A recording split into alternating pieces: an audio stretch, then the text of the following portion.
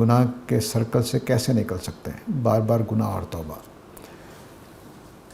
دیکھیے جو گناہ کی قسمیں ہیں، بعض اسباب ہوتے ہیں گناہوں کے. تو جو گناہ جن میں انسان عام طور سے سرکل میں پڑ جاتے ہیں، جس کو آپ نے کہا ہے، وہ گناہ ہوتے ہیں جن میں ہماری ضرورتیں شامل ہو جاتی ہیں. تو اپنی وہ ضرورتیں پوری کریں. پہلا کام یہ کریں. توبہ تو کرتے ہی رہیں، لیکن پہلا کام یہ کریں کہ وہ ضرورتوں سے نکل جائیں. مثلا جنسی پہلو سے کوئی گناہ ہو رہا ہے تو شادی کر لیں. مالی پہلو سے کوئی گناہ ہو رہا ہے تو مال کمانے کا راستہ کو نکالیں.